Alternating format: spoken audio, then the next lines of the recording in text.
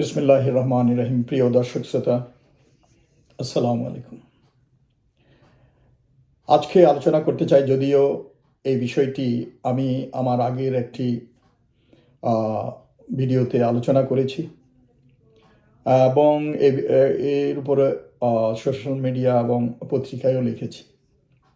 উদ্দেশ্য হচ্ছে আমাদের ফিডব্যাক বা পরামর্শগুলো যেন বিএনপির চেয়ারম্যান তারেক রহমানের কাছে পৌঁছায়। আপনি আপনার শুভাকাঙ্ক্ষীদের কাছ থেকে বিভিন্ন সমালোচনা, বিতর্ক, পরামর্শ এগুলো গ্রহণ করবেন। সিদ্ধান্ত নেওয়ার মালিক আপনি এবং এর উপর কার্যকরী পদক্ষেপ নেওয়ার মালিক আপনি। কিন্তু আমরা শুভাকাঙ্ক্ষী হিসাবে বলার অধিকার রাখি এবং সুযোগ রাখি। বিভিন্ন ট্যাগিংয়ে আবার যারা আপনার কে বিভিন্নভাবে পরামর্শ, সমালোচনা বা কোনো পদক্ষেপ বা কর্মকাণ্ডের সমালোচনা করেন, এসব বিষয়ে নেতিবাচক না হয়ে ইতিবাচকভাবে আপনি গ্রহণ করুন। দুনিয়ার ইতিহাসে অনেক নেতাকেই আমরা দেখেছি অ্যাডভাইজারদের এবং সমালোচকদের, শুভাকাঙ্ক্ষীদের পরামর্শ আমলে না নেওয়ার কারণে তাদেরকে চরমভাবে খেসারত দিতে হয়েছে। আমরা আমাদের দেশের ভালো চাই এবং আপনার নেতৃত্বে আপনার দল বাংলাদেশে গণতন্ত্র উত্তরণের পথে ইতিবাচক পদক্ষেপ রাখুক, এই কামনা আমরা সকলে করি। কারণ আপনার বাবা এবং মায়ের যেই কন্ট্রিবিউশন ফর দিস কান্ট্রি, এই জাতির জন্য, এই দেশের জন্য, জনগণের জন্য, তার প্রমাণ আপনি নিজেই। তো সেই জন্য তাদের ভাবমূর্তিকে আপনার ধরে রাখতে হবে। তাদের সন্তান হিসাবে কোনো ষড়যন্ত্র, চক্রান্ত, লোভ, হিংসা, বিদ্বেষ এইসবের ঊর্ধ্বে থেকে কেবলমাত্র দেশপ্রেমের অবস্থান থেকে আপনাকে দলকে গুছাতে হবে, দলের কর্মকাণ্ড পরিচালনা করতে হবে এবং রাষ্ট্র পরিচালনার ক্ষেত্রে যদি ভূমিকা রাখার সুযোগ পান, তাহলে সঠিকভাবে পথ এগোতে হবে। বেগম খালেদা জিয়ার মৃত্যুর পর বাংলাদেশ জাতীয়তাবাদী দলে অনস্বীকার্যভাবে একটি শূন্যতার, নেতৃত্বের শূন্যতার সৃষ্টি হয়েছে এবং একটি যুগের পরিসমাপ্তি ঘটেছে। বেগম খালেদা জিয়া তার দীর্ঘ রাজনৈতিক সংগ্রাম, কারাবরণ, অসুস্থতা ও অবিচল মনোবল বিএনপির কর্মী সমর্থকদের কাছে ছিল এক প্রেরণার উৎস। এমন এক সময়ে দীর্ঘ নির্বাসন শেষে বর্তমান chairman, BNP chairman Tarique Rahman দেশে স্বদেশ প্রত্যাবর্তন করলেন, যেটা ইতিহাসের এক কঠিন ও নির্ধারণী মুহূর্ত আমাদের দেশের জন্য। এটি কোনো আনুষ্ঠানিক প্রত্যাবর্তন নয়, এটি হবে দায়িত্ব গ্রহণ, আত্মপ্রমাণ এবং নেতৃত্বের কঠোর পরীক্ষা। তারেক জিয়া এমন একটি দলের নেতৃত্বে আসলেন যা দীর্ঘদিন ধরে দমন, পীড়ন, বিভাজন ও সাংগঠনিক দুর্বলতার মধ্য দিয়ে পথ পরিক্রম করেছে।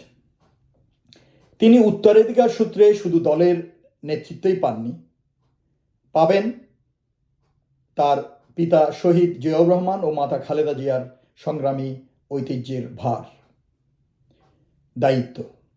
এই ভার বহন করা সহজ নয়।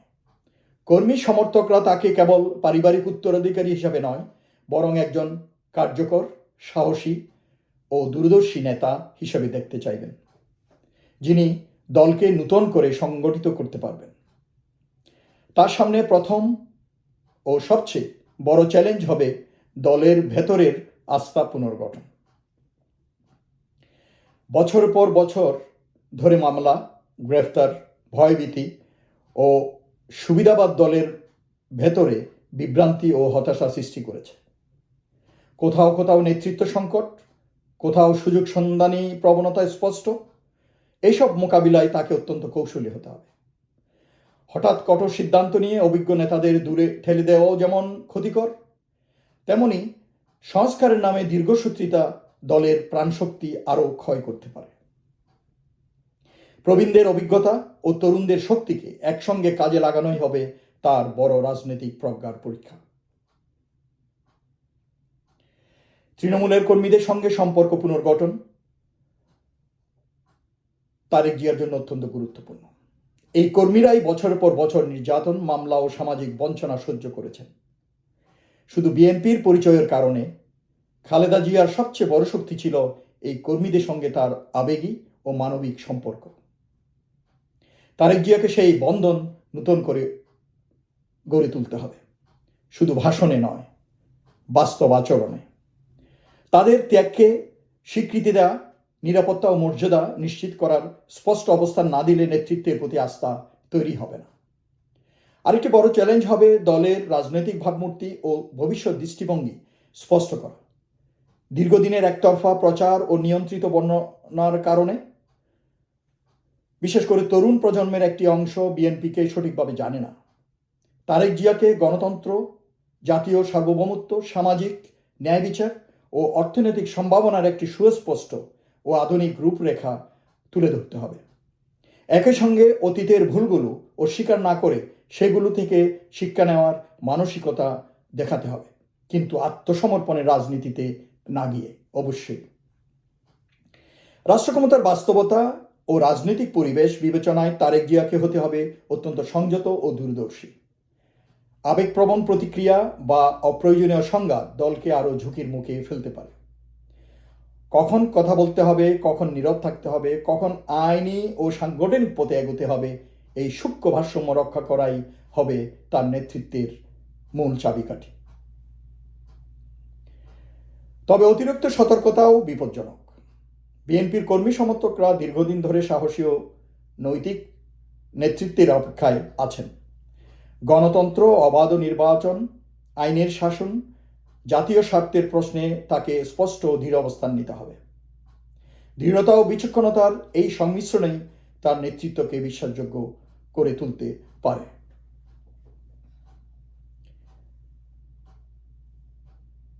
শেষে যে কথাটি আমি বলতে চাই, তারেক জিয়ার সবচেয়ে বড় চ্যালেঞ্জ হবে উত্তরাধিকারকে বৈধতায় রূপ দেওয়া। তার পিতা ও মাতা ইতিহাসে নিজেদের স্থান তৈরি করেছেন ত্যাগ, সংগ্রাম ও আপোষহীনতার মাধ্যমে। সেই পথ অনুসরণ করে তাকেও প্রমাণ করতে হবে যে তিনি শুধু একটি নাম নন, বরং একটি দায়িত্ব।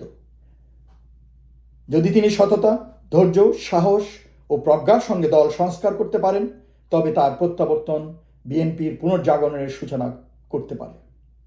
আর যদি তিনি এই সুযোগ কাজে লাগাতে ব্যর্থ হন, তবে ইতিহাস একে মনে রাখবে একটি সম্ভাবনাময় কিন্তু অপূর্ণ অধ্যায় হিসাবে। সকলে ভালো থাকুন। ধন্যবাদ।